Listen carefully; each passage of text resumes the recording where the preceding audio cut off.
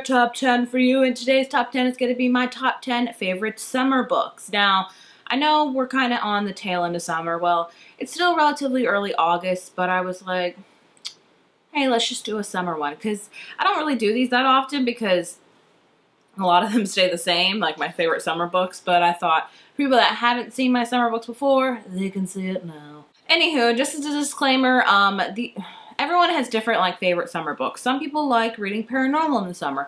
Some people like reading dystopian in the summer. Some people like reading action in the summer. Everyone's got their own different preferences. For me, summertime equals lots and lots of contemporary. That is when I read the majority of contemporary. Like, I love reading cutesy love stories in the summertime. It's just something about reading them when it's hot outside. That's just me. So, just be forewarned before you go into this video, if you're thinking there's going to be a wide array of stuff, no, they're all contemporary books. So if you don't like contemporary, maybe not watch this. If you love contemporary, let's keep on trucking it. So yeah. And also, these 10 are in no particular order. I love all of these books to pieces. They're just, you know, my top 10. So coming in at number 10, we have Crash Into You by Katie McGarry. Now, this is the third book in her contemporary series. A lot of these are part of series, but don't be scared. Just because they're part of a series doesn't mean you need to read them in order. You need to read them, at all. So let's say, you know, you want to read the third book and the third book only in this series, go for it. There is, adjoining characters from previous books, but it's not going to be like, oh my gosh, spoilers alert. But I picked this one by Katie McGarry because it is my favorite from her. I love Pushing the Limits, but Crash Into You is just that steamy, awesome love romance that'll get the hate going for you if it's not hot enough where you live. So I definitely picked this one. The only complaints I have about Katie McGarry books is the awful covers. Like, I wouldn't be caught dead reading this in public, to be honest with you. Like, the covers, so I'm like, oh, I'll take the dust jacket off. No problem. Oh, wait. Just some more weirdness stuff. So if you're reading, oh, what's she reading about? Saucy stuff. Awkward. Coming in at number 9 is Breathe Annie Breathe by Miranda Callany, another part of a series. Now, I haven't even read all of this whole series. It's part of the Thousand Oaks series, and I think this is the 4th or 5th book. I don't know. But this is all about running and stuff like that. It's kind of more, it's not a super light contemporary, but it's kind of light. I consider it summery because of all the running aspect with all, it takes place in the summer, it seems to me. But it's about a girl who decides to run a marathon in honor of her deceased ex-boyfriend. So it's all about that. And to me, it's a summery read because of all the running. I don't know. I mean, you can run all year round, but I don't know why I associate running with summer.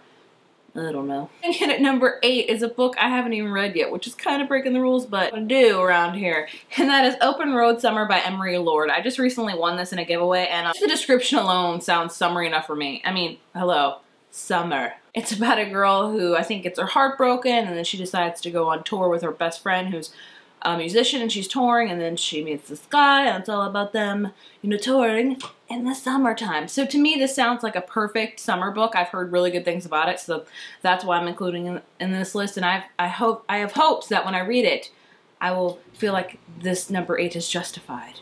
I really, really hope so. Don't disappoint me. Coming in at number 7 is Fangirl by Rainbow Rowell. And I know this is kind of a fall book for me, but I consider it summery too because it's all about college, and college takes place starting in the summertime, so we'll just go for that. I had to have a Rainbow Rowell book in here, honestly, because I just adore Rainbow Rowell so much. There's just no stopping it.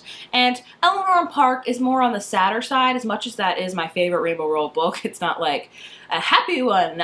This one is the happy-go-lucky one. Like, if you are feeling in a sad mood, pick up Fangirl, because it'll instantly put a smile on your face. The cover alone won't do that for you. I mean, teal galore. Coming in at number 6 is What I Thought Was True by Huntley Fitzpatrick. Now, I also love Huntley Fitzpatrick. As you can tell, I'm going to say that about all these books because I love contemporary, so. But Huntley Fitzpatrick definitely has that way with summertime for me. Now, this is her second book. I picked this one for this time because this one is more summery to me. It takes place on this island where it's all about a girl that works on this island, and tours come in on this island every summer, and it's taking place over, you guessed it, the summertime. And this is just a really, really cutesy one. I will say the first book that she wrote is my favorite, but I really still like this one, and it's definitely summery. If you want to read a beach read while you're on the beach, about the beach, pick up this beach read. Beach count. Coming in at number 5 is Anna and the French Kiss by Stephanie Perkins. Come on, guys. You know there had to be a Stephanie Perkins on here. Stephanie Perkins is just the ultimate, like, she's not my all-time favorite contemporary author, if I'm being honest, and you're all like, oh my gosh, what? I'm pretty sure if you've been with my channel for a while, you know who my favorite contemporary author is. But Stephanie Perkins can get you out of that bad mood. Say you're in a really sad, bad place in your life, pick up a Stephanie Perkins book, and I guarantee it'll put a smile on your face because it's all lovey-dovey, and it just makes you smile, and it makes me think of summer whenever I think of Stephanie Perkins. Now, this book takes place in Paris, and, you know, as much as I would love to go there, when I read this book, I pretend I'm there and pretend I'm with Etienne St. Clair and stuff like that. But this is the ultimate lovey-dovey. Coming at number 4 is one of my all-time favorite contemporary series, and that's The Sisterhood of the Traveling Pants by Anne Brashaar. Now, I don't know if a lot of people know about this because it's kind of an older series. I discovered it, honestly, when I was about 15, I want to say. The ripe young age of 15. I'm now 25. Just for 10 years ago. Holy crap. That's a long time. I feel really old right now, like really old.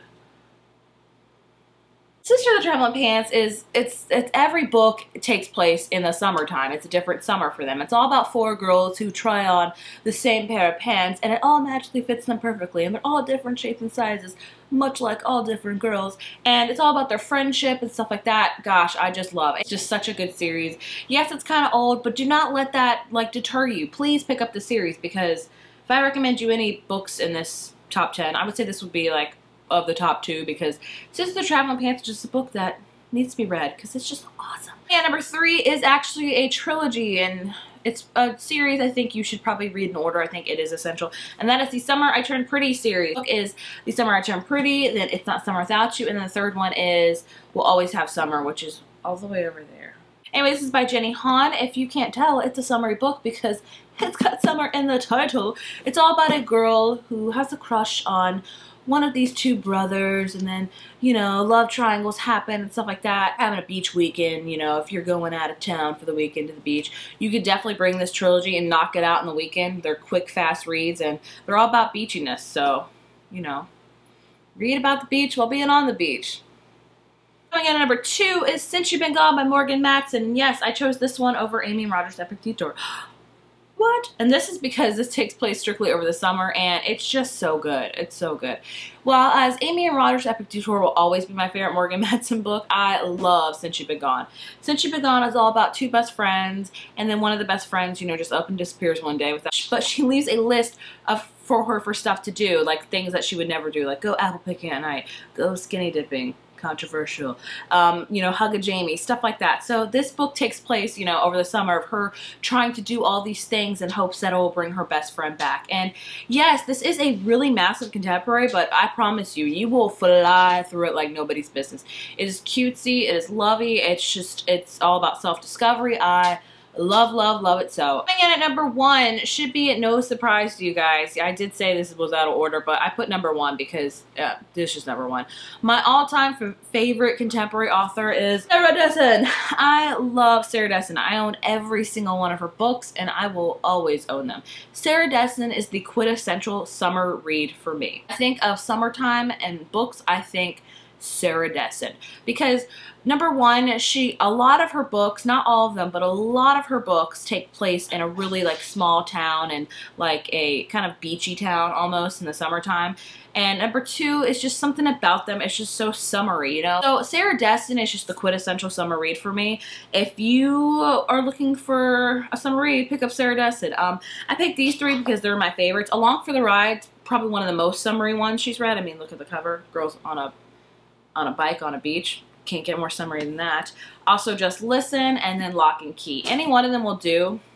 And we'll say there are a couple of hers are kind of more on the, not the darker side, but kind of the more serious side, such as Dreamland and Being the Moon, maybe. But other than that, if you go with the Sarah Dessen book, you can't go wrong. Honestly, I love Sarah Dessen to pieces, but yeah. Alrighty, that was my top 10 summer reads. I hope you guys maybe got some suggestions for the remainder of the summer of books to read, or maybe you've heard of all these books, and I apologize if you have.